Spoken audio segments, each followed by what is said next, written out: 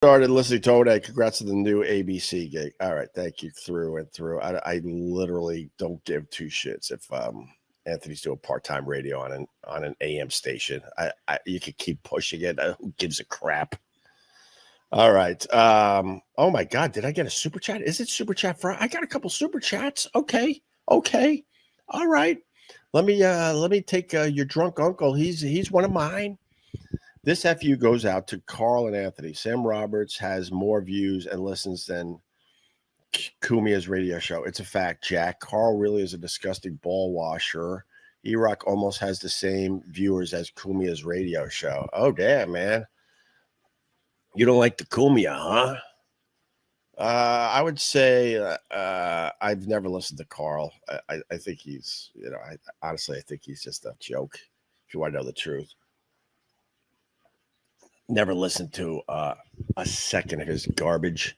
But I would say, yes, Sam Roberts has more listeners than Cumia's part-time radio gig. Yeah, I would have to say that, even though not a fan of the Sam. Your drunk uncle, thanks for the $20. Appreciate it, brother. Oh, I forgot to tell you. Okay, hold on. Let me get rid of this. I forgot the other thing. So I got another FU Friday. I got another FU for FU Friday. If you're just tuning in, I'm still in flu mode. I do have another FU, but let's go to Barrister 1401. All right.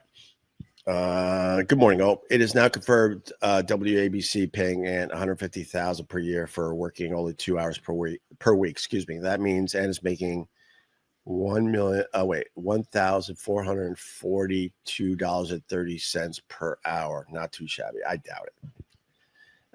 I doubt Anthony's making $150,000 to do a 2-hour show once a week. I strongly doubt that. But with that said, I don't care if it's true, and I don't care if it's false. I don't live his life. Oh my! I have nothing to do with the guy. I've been gone a week. It was glorious not to turn this thing on and hear about that scumbag. Absolutely glorious. Because when I'm not doing this, guess what? It's barely a thought. But I highly doubt it. I mean, that would be crazy unless they have bigger plans and they're holding them. They're like, look, we're going to pay you $150,000 for a 2-hour show on a Sunday night. I strongly doubt it unless it's part of a bigger plan. Here, we'll give you some money now as we try to figure out more hours for you. Maybe that's it. But no offense, I mean, $150,000 a year. I know I got to make more than that. I got to make more than that to keep all the balls, juggling, all the plates spinning. So,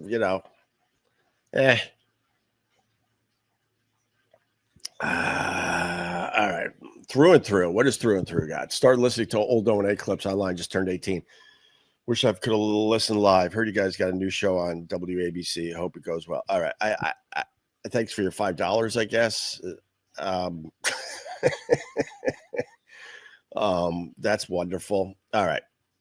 So my other FU. This never happened. What never happened? Based pill. Okay, this never happened. Whatever that means. Thank you for adding a lot to the live stream. This never happened. Okay, thank you. Literally, we have none of us knowing anything about what you're trying to say. My stupid parents. Why I explained it, Chris. I don't have time for nonsense. I explained this. The social media platforms, they have all sorts of rules. So if you need me to say your shit, is that what you need? But I try to keep it a little cleaner because social media has insane rules, and you never know when they're going to hammer you. So I'm trying to be careful. Are you okay with that, Chris? Do you need me to say something? They have ridiculous rules. That's why when I was telling the story about the teacher coming in with the illness that shut down the world, I literally can't say the word because they're really sensitive about that word. I got knocked off my live stream one time for a month for literally talking about the thing that shut down the world. I'll focus on the cool people because there's a lot of weird people out there. And what the hell was I just talking about? The Folgers in my cup. Oh, I think one of the reasons why I didn't start drinking coffee until I was well into my 20s was early 20s was because my parents had stupid instant coffee at home. I remember my mom would go, "Fred, would you like a cup of coffee? I'm making myself a cup of coffee. Would you like a cup of coffee?" With the Long Island accent. And they would sit around and drink instant coffee. And I remember when I was obviously old enough to try it, I was like, "Oh, this is disgusting." They loved their coffee, but I guess they were. I know what it was. They were trying to save a few bucks. It's a conversation I have with my wife a lot. I grew up really poor, 7, 8, 9 kids. But then there was a level of my poorness that never made sense. And I think it was more about my mom's like mental illness. I remember one time she was just burning credit cards in the wood burning stove. But, and I recently talked about how we started taking our own garbage to the dump. My dad thought that'd be a fun little activity for me and my siblings as we jumped into the Volkswagen bus with all our garbage and went to the dump with the worst smell you could ever imagine. I'm like, I'm looking at my dad like I'm just a kid. I'm like, this isn't fun. He's like, why don't you see what's going on that pile of garbage? I'm like, oh God, can we get the fuck out of here? We had a dump in our neighborhood. Well, it wasn't ours, but it was a few towns over. Try to remember the area. Someone in Long Island would know. It was about a half-hour drive tops from like where I lived in Huntington. The whole neighborhood, they've gotten way better with these dumps, but the whole neighborhood would smell like dead bodies. And you're like, oh, I guess we're getting close, Dad, huh? And then you would finally get into the dump, and then there would just be birds. I mean, everywhere. And you would just sign. This is my little kid's brain, but you didn't really have to show any papers or anything, I don't think. Or maybe my dad flashed something because he always had a scam going. And like, all right, go ahead. All right, go to, you see that pile? You see that rusted out car? All right, take a ride at that car. And then wherever you want to dump your garbage, you could do that. We did this more times than not because I guess my mom was trying to save, what, $10 a month, $20 a month? Because this was a long time ago. And then we started burning it in our own wood burning stove. So you just smell plastic throughout the whole house. And then they, like I said today, they would drink instant coffee. So then my wife had to have a hamburger with bread. And I go, oh, that brings back a memory. Because for whatever reason, I understood we were poor growing up. We had all the white labels. We didn't have name brands in my house. Everything was a white goddamn label. Cereal, juice, soup, spaghetti sauce, corn. These were the labels, literal labels. That's all it said. String beans. I think the brand was called No Frills. Oh, we were a No Frills family. That was fun. And then my mom would get the bread that was one day away from going into the dumpster. Did anyone else grow up like this? We had the bread that if it didn't sell that day, you probably could have went out back of the store and got it out of the dumpster.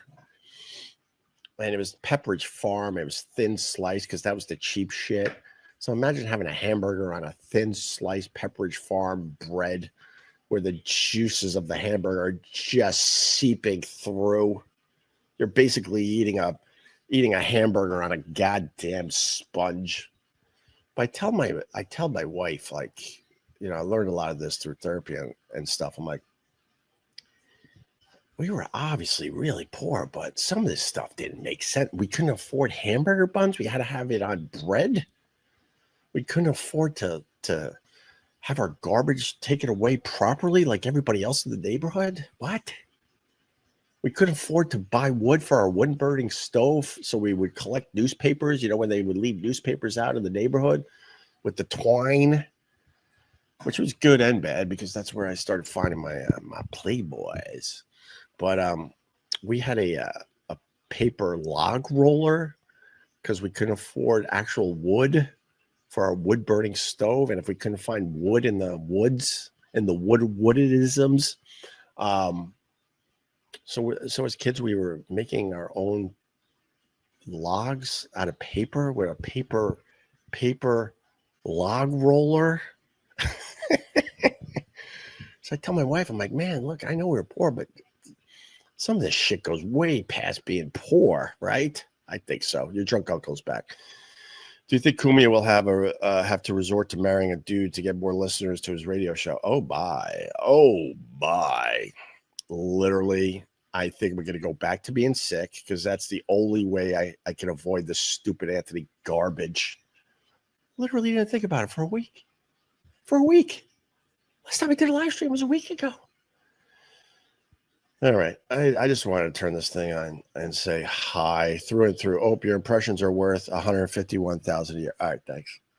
I guess the thing with the haters is to rub it in my face that Anthony could be making 150,000. That doesn't get the job done. I would assume he has some of the same worries.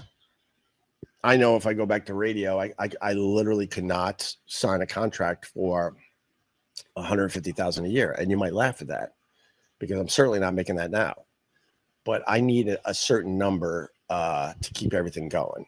And 150 will not get that done. So it's really not impressive. It's better than what I'm doing, but it's not impressive. So keep rubbing it in. I guess maybe it'll hurt eventually. I don't know. All right. Oh my God, you guys are like really babbling, huh? Enjoy doing this. We don't give two shits about you weirdos. So why are you splitting your views across two channels? You could 5 more viewers over here. Okay, thank you, Timothy, for the $5. Oh yeah, I think I made a mistake and I'm live on both of my YouTube channels. I got a second YouTube channel called OPIE Unleashed NYC. Usually I am. It doesn't matter, but I made a mistake, so I'm on 2 YouTube channels today. I'll fix that, Timothy. Okay, thanks. And the other thing to add to my list